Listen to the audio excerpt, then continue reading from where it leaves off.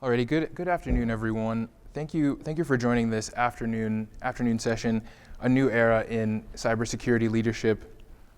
And I've heard a couple of Taylor Swift jokes in the room. So era, Taylor Swift, we're there. We love it. So want to thank everyone for your participation. Again, I'm Justin Perkins. I'm the director of cybersecurity and policy at CTIA, and I want to thank all of you for your engagement. And also want to thank the regulatory affairs team at CTIA for the opportunity to come and discuss some of these issues. And so we heard in the earlier panel, it takes a village to connect a village. It also takes a village to secure a village. And securing our networks has never been more important or more challenging. And protecting the data that goes over our networks is integral to our telecommunications revolution. And the wireless industry prioritizes securing the future of our networks as they evolve, especially during the adoption of technologies such as AI and post-quantum cryptography. And this is truly a new era in cybersecurity leadership because as threats to our networks evolve, the proactivity in securing the network requires the kind of long-standing partnership and collaboration that the wireless industry and government has maintained for decades. And at CTIA, our cybersecurity working group members have been a partner with government on a range of cyber policy initiatives from the development of the NIST Cybersecurity Framework 2.0 to championing harmonization of cybersecurity requirements across the federal government, and validating cybersecurity solutions in real commercial environment with the 5G security testbed. So this afternoon, we'll talk about some of the latest challenges and solutions for cybersecurity policy from recent policy developments to emerging technologies. And our panelists, they bring a wealth of knowledge from the federal government and industry, and I'm excited to discuss how we are staying ahead of these issues. So without further ado, I will introduce our panelists. And first we have Taylor Hartley, who's the architect of network security solutions at Ericsson. We also have Chris Boyer, who's the vice president of global security and technology policy at AT&T. Then we have Maureen Russell, who's the acting deputy associate administrator for telecommunications and the Office of Policy Analysis and Development at NTIA. Then we have John Hunter, who is the Senior Director of Technology and Engineering Policy at T-Mobile.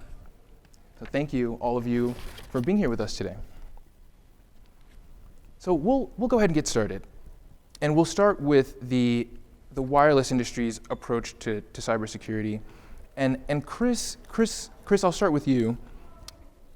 The wireless industry has made great strides to make 5G widely available, as we've discussed in earlier panels, and is continuing to unlock the potential of next generation technology across multiple industries. So let's start by talking about what the wireless industry is doing as a sector to make 5G more secure and reliable, particularly as cyber threats continue to evolve.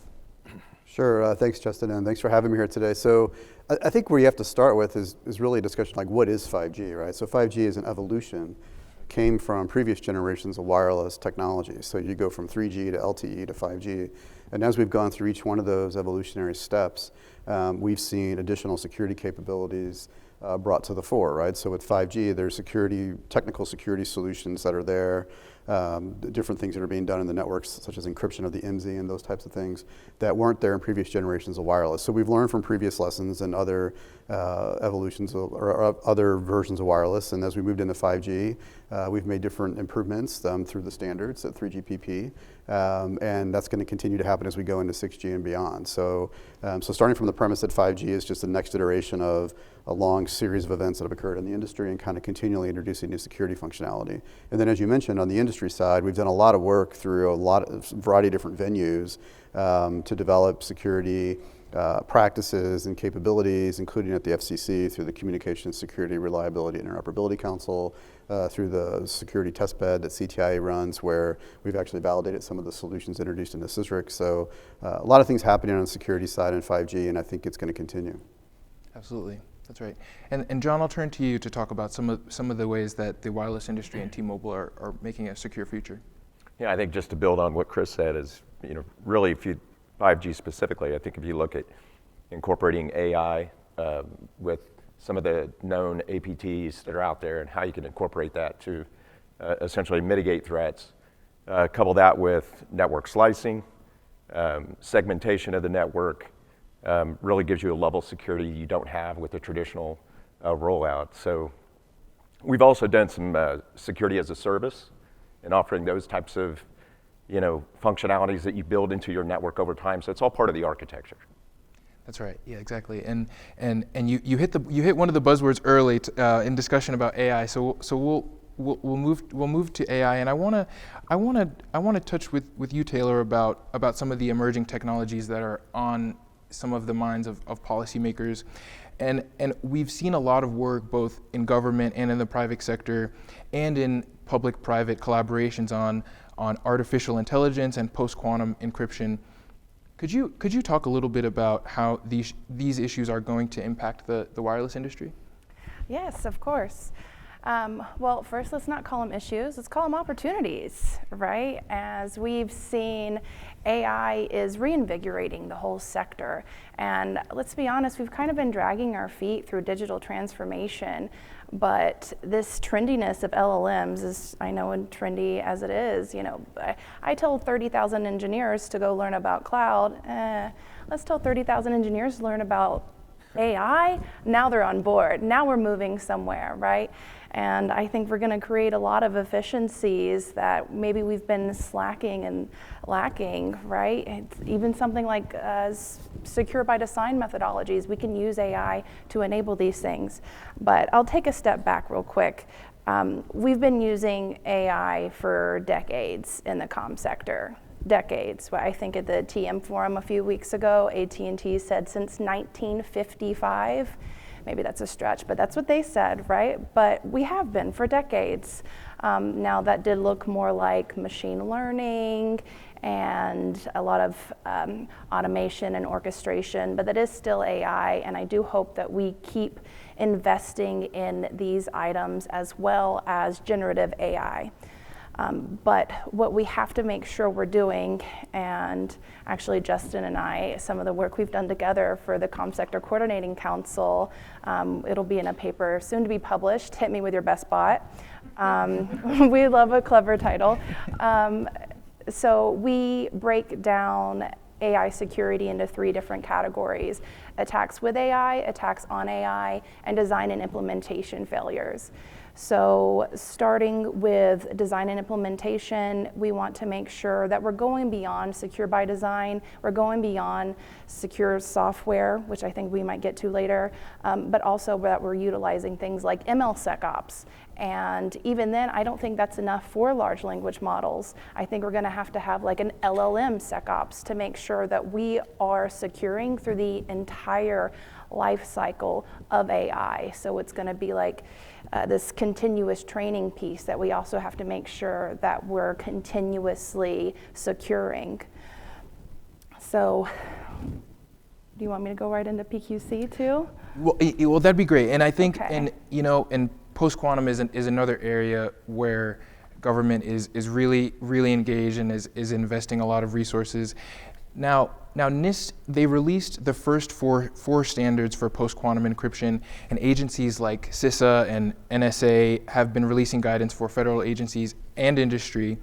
How is the wireless industry preparing for this transition? Yeah, so all my life is right now is AI and PQC. So post-quantum cryptography, I feel like maybe a few people in here don't know what that is, and I know it sounds pretty sci-fi.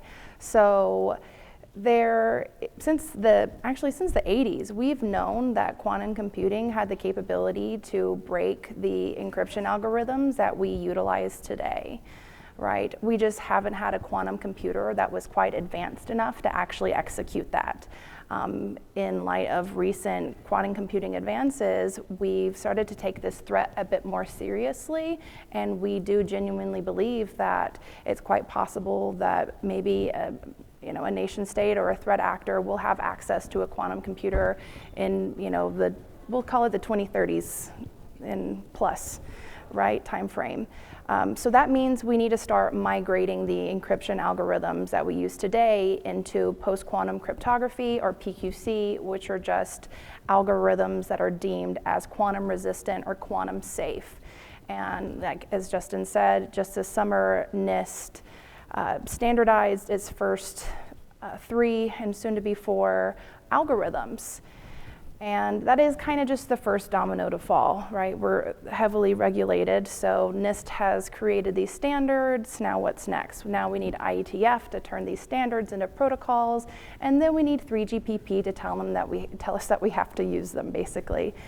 But we use encryption everywhere, right? And especially as we started adopting zero trust and segmenting more and more, micro-segmenting, right? All of those ends need to be encrypted.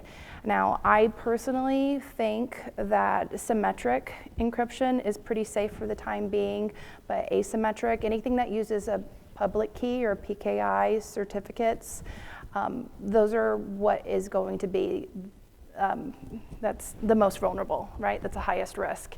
And so those are the things that we have to start migrating ASAP, right? And so I think almost all comms company at this point have probably been approached by the government and asked to provide some type of roadmap and what your plan is. And so it's not that you need to start the process of building a roadmap now, right? You don't have to implement it today while we're still working on creating solid protocols, but create your roadmap. And I think that first means creating a cryptographic inventory, which none of us have. And I think we're all pretty bad at data management in general. So where's your data? How's it stored? Where is it stored? And what are you using to encrypt it with? And so I think that's what we should all be doing in the next year, is figuring out where everything is, and then we prioritize that, and then we start implementing PQC. Excellent. Thank you, Taylor, and a lot of work to be done. Now, Maureen, I'd like to turn to you. And in addition to the AI and post-quantum transition, policymakers and industry are partnering on the secure transition to 6G.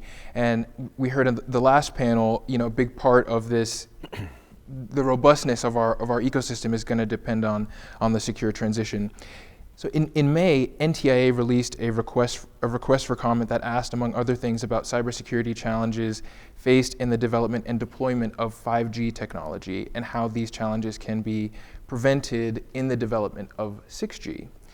So could we talk a little bit about what NTIA has seen and has gotten feedback from industry during the transition?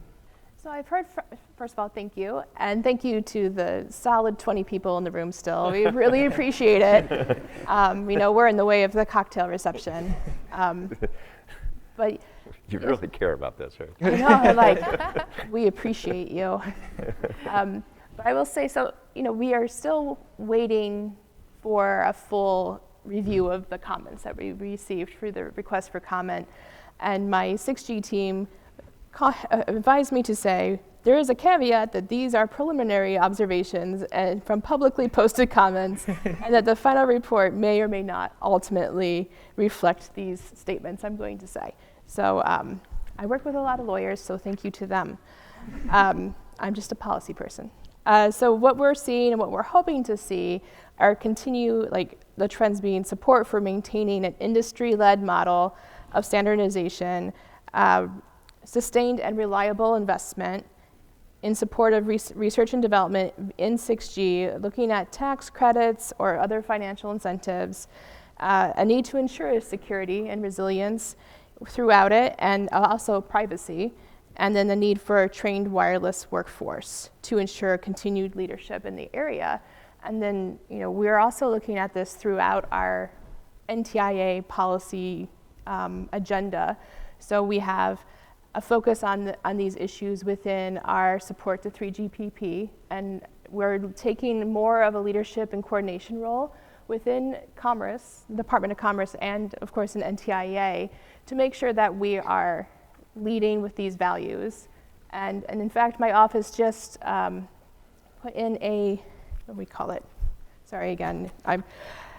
they did a contribution to the August 3GPP SA1 meeting on 6G key value indicators.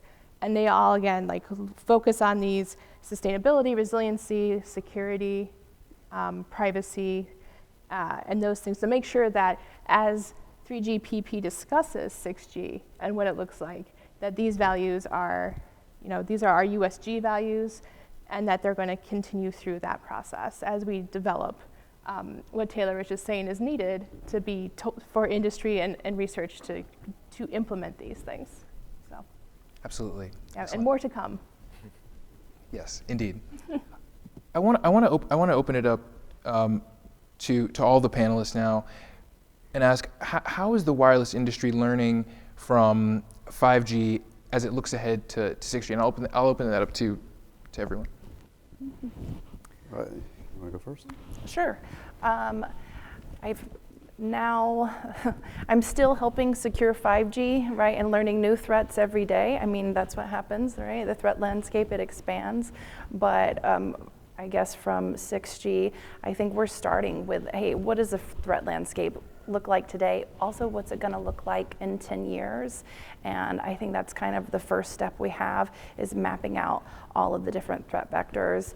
And also knowing, right, I think 5G is going to migrate to include a lot of AI, as well as there'll be plenty of use cases where we're migrating to PQC within 5G. Those things are going to be inherent in 6G. At least that's what I believe. They're going to be inherent in 6G. They're going to be in there already.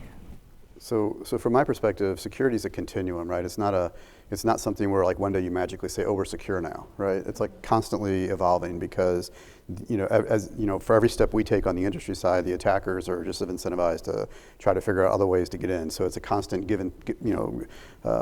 push and pull between both sides of this issue. And so from an industry perspective, we learn from every previous generation of wireless. We learn from all the different incidents that have happened, and then we gradually put in new security features and new security controls that then show up in places like 3GPP and get adopted in the products and get adopted into our networks. And then that game just kind of keeps going, and it's going to continue to happen forever, really, for the foreseeable future, right? So that's kind of where we're at, and I think we learned a lot from previous generations of wireless. I think in the 5G standard, as I mentioned earlier, we saw new features that were added in, new forms of encryption that were created to help improve security.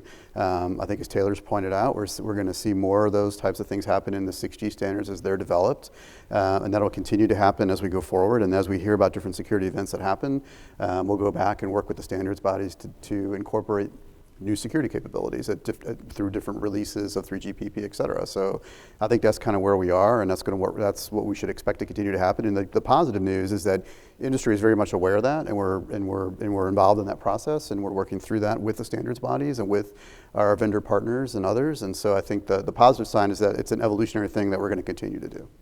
Yeah, absolutely, right. And you're exactly right that it's an evolution and continued a game of offense and defense between us and the threat actors for sure. If I would just add to that, I think also too, it's, unlike 4G where we, evolved to 5G, you're putting a lot more intelligence in the edge of the network. And that can be a positive and a negative. You can open up the threat surface a lot more if you do that. But I think with the incorporation of AI at the edge, as I said earlier, trying to incorporate some of the known APTs to protect that surface is something that I think that's going to continue to evolve as we go into 6G. It gives us the capability to push the intelligence that's in the core closer to the edge of the network, and then we can actually take actions in the network to actually protect some of our customers. So there's new capabilities that can be introduced to that as well. Yeah, Right. that's how LLMs have been the hot topic this year. Now we're moving into this agentic AI, right? And that's gonna be the whole conference next year. It's gonna be agentic AI, and I think we'll get into a lot of use cases like this. Well, I will say that the federal government has learned quite a bit from the private sector and the wireless industry in particular in this 5G to 6G conversation. And for one, you'll see that there is now a national standard strategy. It was led by our colleagues in NIST.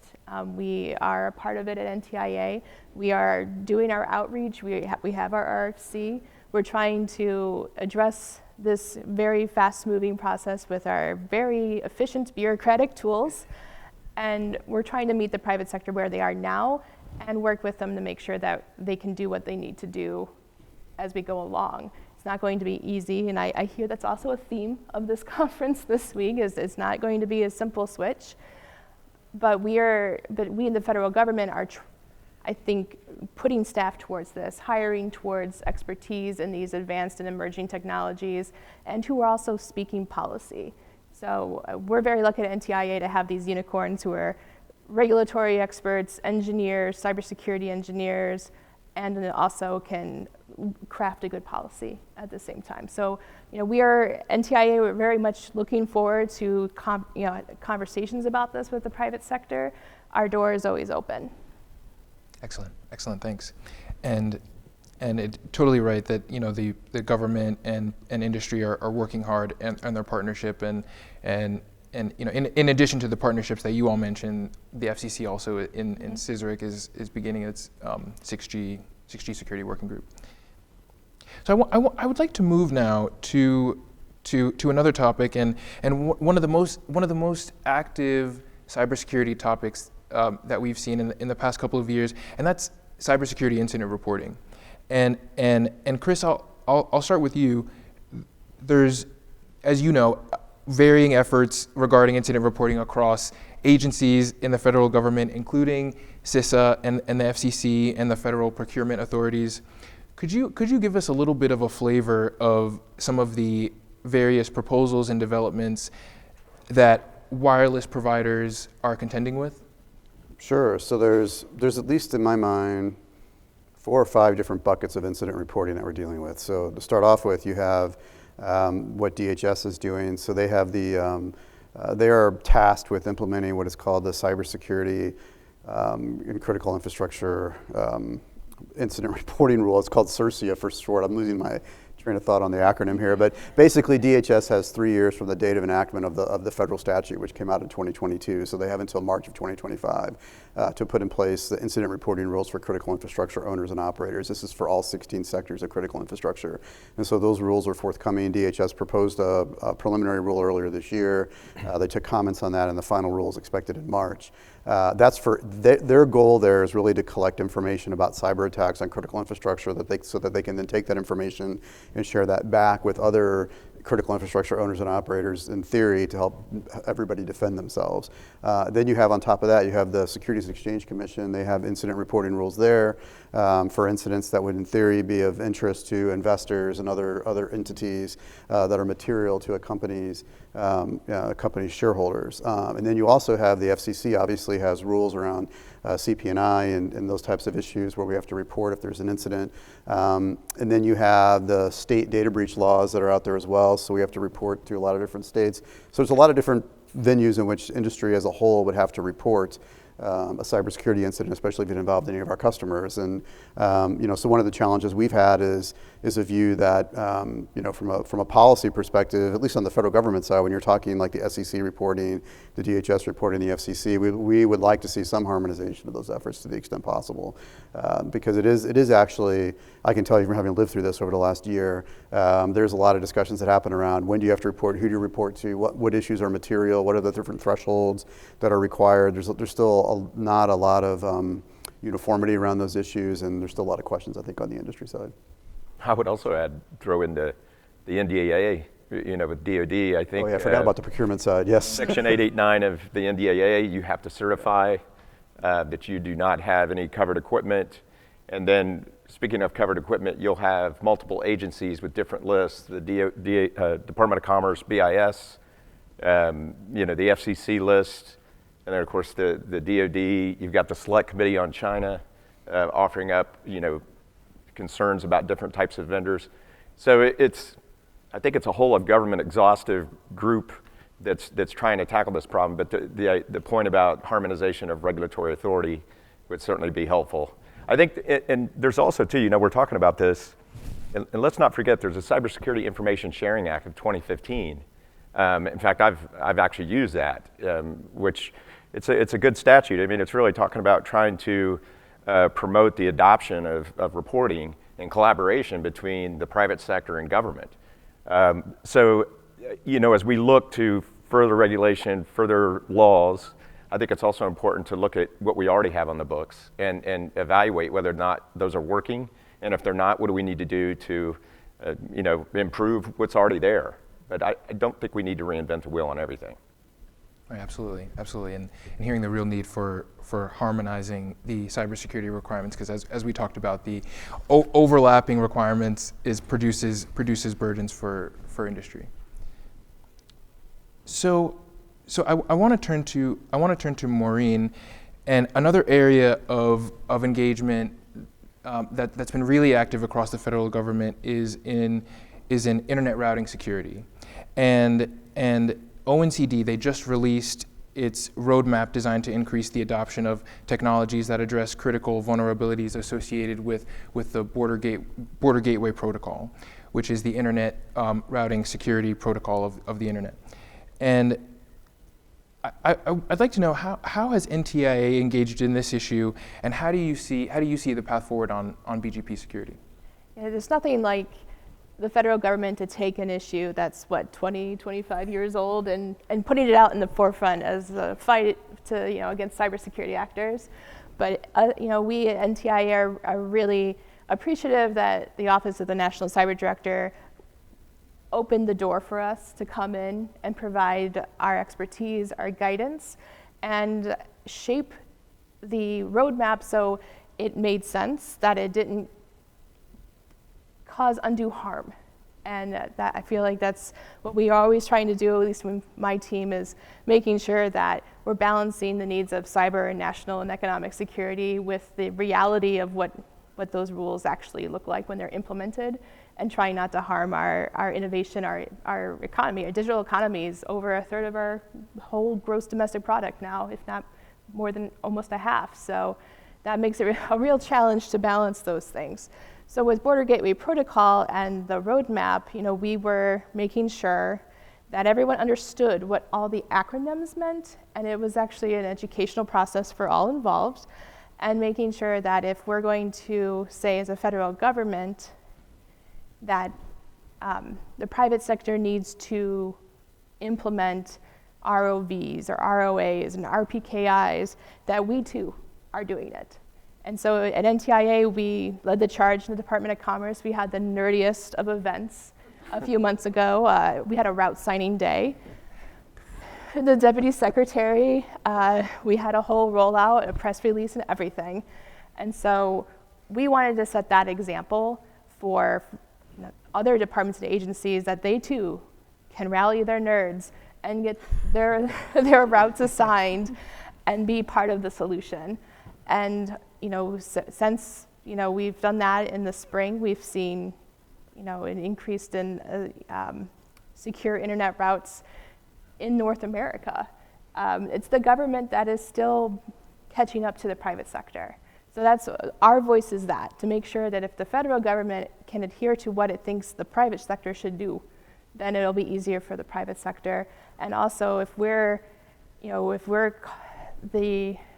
taking contracts from wireless companies or from telecommunications providers, that our networks are secure, so they can do their job better too. So we're thinking about it as like this waterfall approach, which is a little bit outdated in the tech world, but I will say that that's how we're trying to do it. It's just that we're leading by example. We are very grateful that ONCD has allowed us to do that, and we're very thankful to our colleagues, the FCC, for allowing this roadmap to come out first.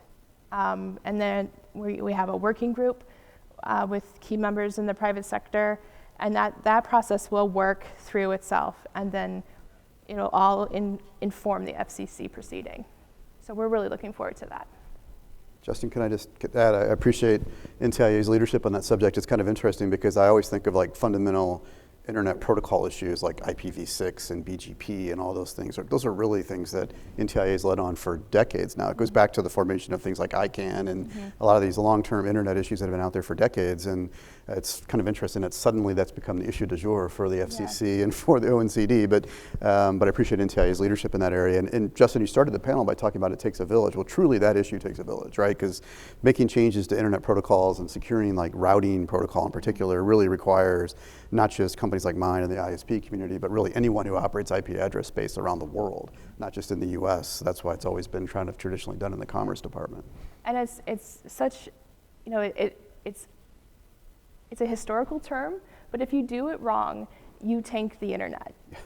if you do a misconfigure your routing, you can accidentally turn off half the country's internet, if not, a third of the world's internet. So it takes a careful hand, but it also takes this translation that we do at NTIA to make sure people understand what exactly they need to do. In fact, we just had a webinar with our friends at ARIN, the North American Internet Registry, to educate small, medium, and rural internet service providers, break it down what they need to do, and you can find that on ntia.gov.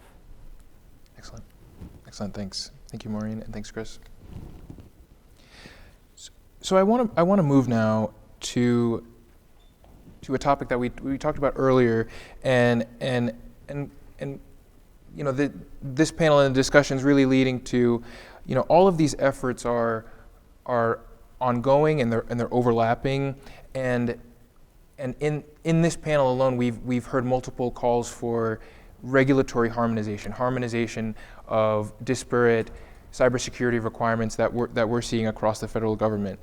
And the White House, they've made it a point to prioritize harmonization, as we know, under the National Cybersecurity Strategy that was released last year. And in June of last year, ONCD released its RFI on cybersecurity harmonization. There's also a proposed bill in the Senate related to cyber harmonization. So Chris, I'll go back to you. The FCC, they chair the Cybersecurity Forum for Independent and Executive Branch Regulators, and they've been working with ONCD to create a shared lexicon for cybersecurity that can be used across sectors. What do you see as the path for cyber harmonization? So I mentioned earlier on the incident reporting side, right? That's just one example, but the idea of trying to get to some commonality is actually really important. But the one issue that maybe it's everybody talks about harmonization, but I actually think maybe what we should be thinking about a little bit more is like prioritization. Mm-hmm. Because the thing that I struggle the most with is like every agency, and this is not to knock out any one individual agency, but there's a lot of different agencies that have their foot in cybersecurity, right?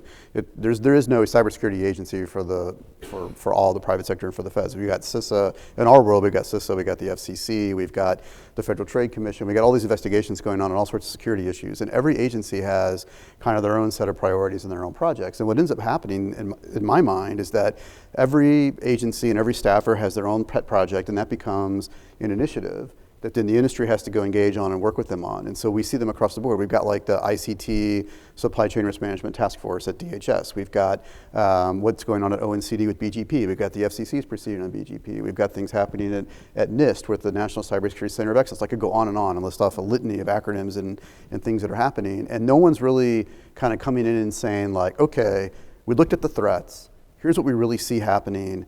And here's the ones that we really need to focus on, based on the threat posture. We hear all the time about the Chinese and all the different things that are happening and what people are worried about, but nobody's correlating all these efforts to that. There needs to be somebody in charge who really is saying, here's the priority of issues, here's what we want to focus on first. We're going to go fix these or come up with some recommendations on how to address them as best we can, and then move on to the next thing. There just that isn't happening on the government side, and I'm not sure how to fix that problem because each agency has its own leader and has its own officials, and so it would require a lot of collaboration. I think that's what the Office of the National Cybersecurity Director is kind of supposed to do, but they struggle with that because they don't have any authority, they have no budget, et cetera. But I think that to me is one of the biggest challenges we have in industry, is that we're kind of overwhelmed with initiatives, and no one's kind of organizing all that and saying, like, if you're a company, you had a CEO, he'd come in and say, here's what you're going to focus on, right? Here's the big rocks. Here's the 3-4 things you're going to go do. We don't have that in the cybersecurity world with the federal government. So it's not a knock at anyone, but I think that's a problem that we need to address. Absolutely. And I'll open it up to the panel. Now, if there's one or two steps that we think that the federal government could take to harmonize these disparate requirements, what would our recommendation be? As the government. Maureen's on the spot. Now, this is from my personal vantage point at NTIA, but I do think that a deep research project into the authorities and the funding of every department and agency's chief information officer and chief information security officer. And I only say that because, say, the Department of Commerce, we have many bureaus, right? We have NTIA, we have NIST, we have International Trade, BIS, NOAA, Small Business Administration, and so on.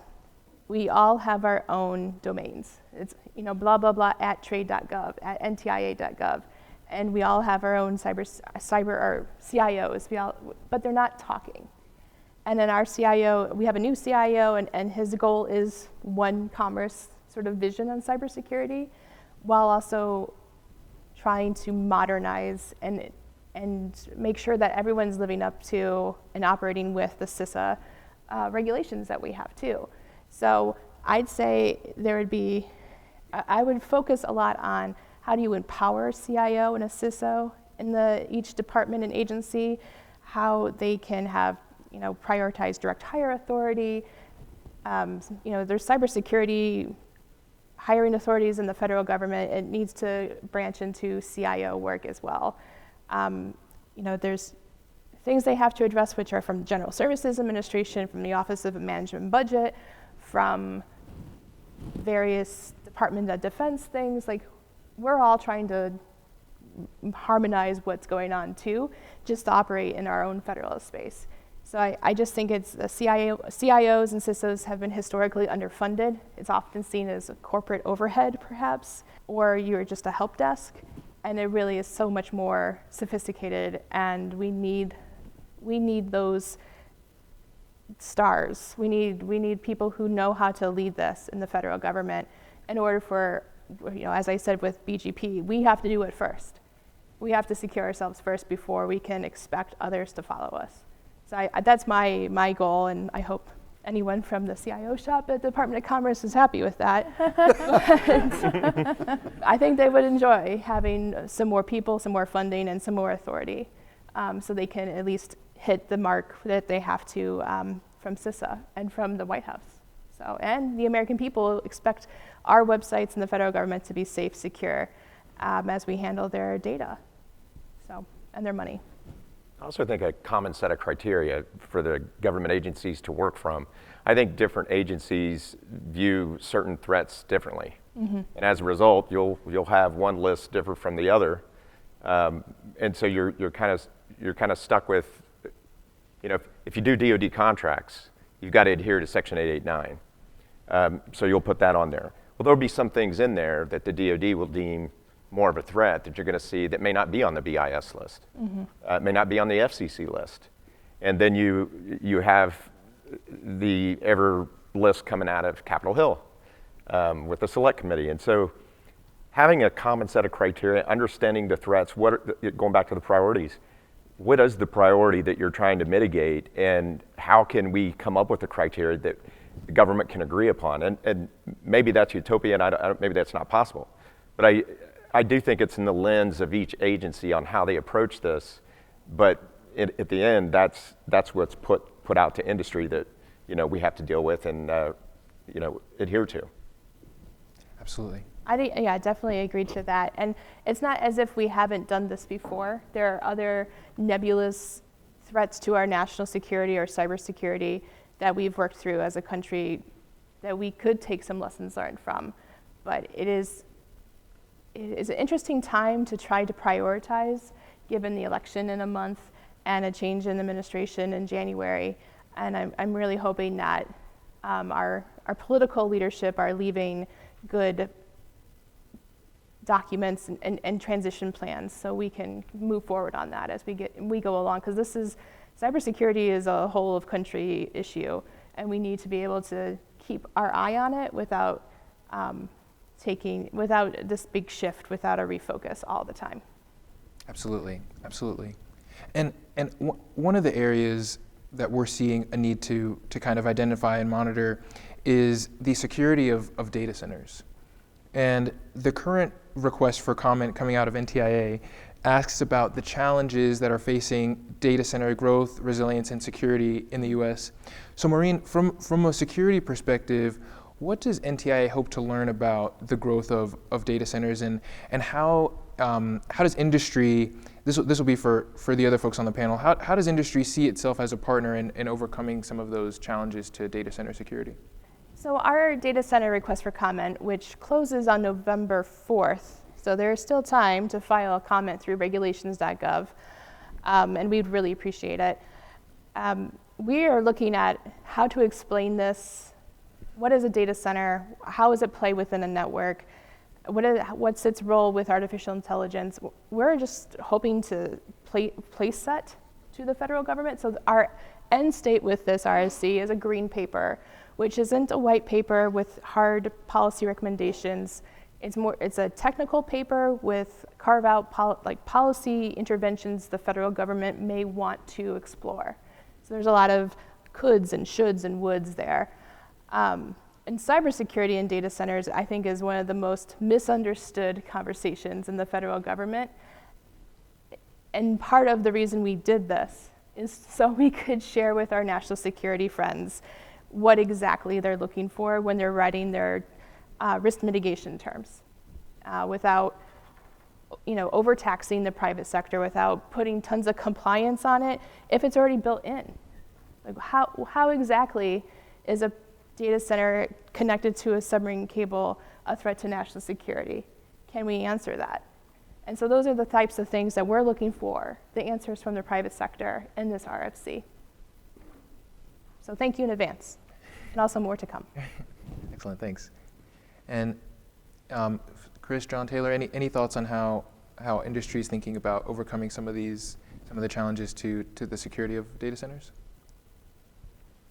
I think as far as data centers, undersea cables go, I'll just mention that we've been talking about this a lot at the INSTAC, the National Security Telecommunications Advisory Council, and there's going to be more work done, I think, there on trying to identify different policy challenges and solutions to that challenge specifically. Another example of a project that we're going to have to deal with over the next 6 months. Absolutely. So Chris, I want to stick with you and talk about another priority area, which is software security. So we're seeing the federal government take steps to push industry to adopt certain practices. There's the attestation requirement for contractors, and CISA has also been very active in focusing its attention on software vulnerabilities. This will be for Chris and Taylor. How is the wireless industry working to secure our software? Well, one, all of us, we're just having to move to be more agile, like get over it, drink the Kool-Aid, jump into it, right? So yeah, we can have secure by design principles, and even like signing the self-attestation, sure, there's your throat to choke, love it, but it can't just end with scanning vulnerabilities. We need to have this solid feedback loop to go back into it so that we're patching and we're adding in automation, right? I think we're all pushing to achieve, DevSecOps. That's should be the industry standard, and we're just slowly getting to it, especially while we're, as a vendor, I'm stuck in this half software, half hardware, and I got to change the way my customers buy stuff from me even, right? And so it's a good first step, but we have to do more, right? But as I said in the beginning, I think AI is going to help us do that, right? So I think solutions are on the horizon. Yeah, I think from my perspective, you have two sides of that coin, right? One is when you're actually developing software, right? And that's where DevSecOps comes in, and you have to make sure that you've got people that are following kind of secure software best practices and secure by design and trying to make sure that your software is secure. Then the other side of that coin is from an operator's perspective, we buy a lot of software, right? I mean, a lot of our vendors provide software to us, right? So that becomes an issue of how do you maintain, how do you hold your vendors to account? How do you ensure that they're following those practices? And there's things that have happened in the government around things like a software bill of materials that have gone on where they're talking about, can your supplier provide you what's called a software bill of materials. Basically is like a list of ingredients that go into the software. So you look at all the different code bases that are out there, what are they pulling off of things like GitHub and things like that, and how are they piecing their software together so you have better intelligence. Can you ingest that information and determine what your risks are? So there's two sides to that. There's your own side of developing your software and the other side of ingesting it and how do you use it. We have to stay on top of both of those, quite frankly. Yeah, absolutely. Well, a lot to do. So I think we are nearing the end of our time. So what I will do is thank everyone for your participation and thank our panelists. And we'll give everyone a big round of applause. Oh, thank you.